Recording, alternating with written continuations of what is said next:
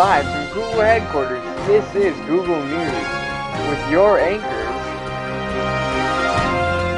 George Chavez, Martin Chavez, and your world news anchor, Mario Razzo. Good evening, everyone, and welcome to Google News. I'm Martin Chavez. And I'm George Chavez. Are we related? Not important. First on Google News, the United States government wasting money on war instead of our educational system. Well, Professor Roger Stern from the University of Tulsa stated, the cost of keeping the U.S. military presence, particularly the naval forces, in the Persian Gulf from 1976 to 2007 was $7.3 trillion. Now the question left on everyone's mind is, why? And according to reporters Kevin Wang and David Kashi, the U.S. military has used force or the threat of force to protect its energy interests around the world, primarily the Middle East, for more than 5 decades, safeguarding foreign oil sources from sea lanes through which they pass. Other ties may be linked to this dilemma. We have George Chavez with more on that. George? Thank you.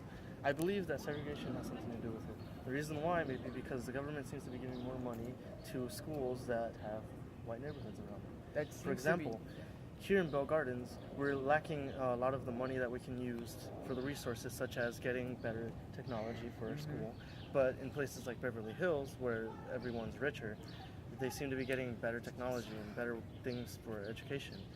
I think that the government should be giving more money to more poverty, because schools in poverty seem to not be able to give enough for their students, and that's why here we don't see as many AP classes as you would see in a school that has more money. And a recent study done by the New York Times says that, for example, like our school, it seems to be considered as resegregated. The reason why is because schools now seem to be resegregating around the world, because in the 1900s, Brown v. Board of Education and Plessy v. Ferguson,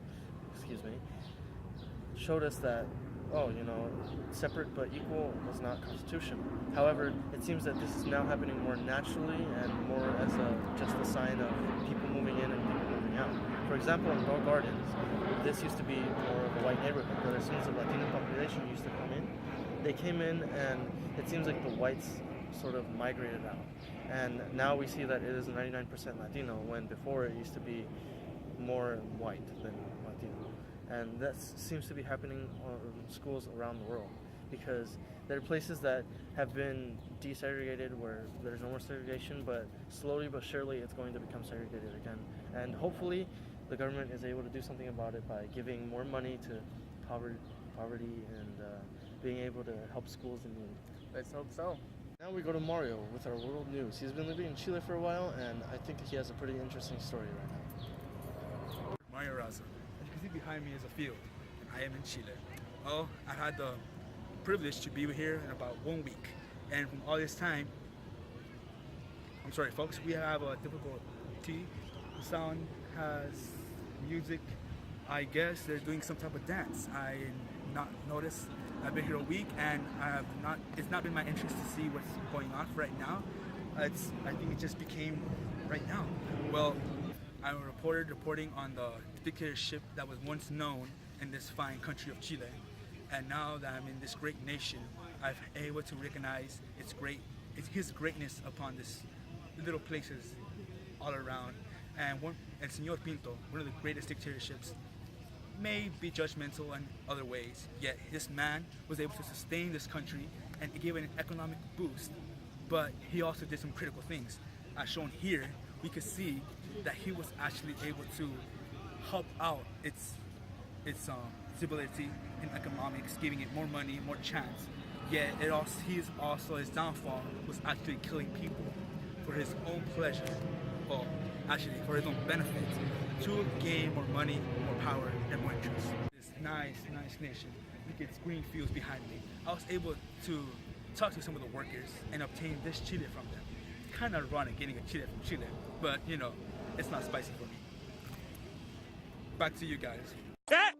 He said it! Thank you, Mario. Last night in the city of... we seem to have some breaking news in the country of Chile about a revolution. Mario, we're sending it back to you. What you heard here was from this background right here.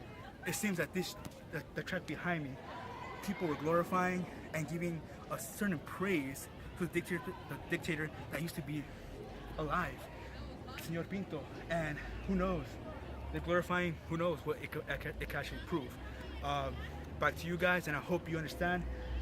These people are not being savages. They are nice people, very nice. Oh. Well, at least it's not raining.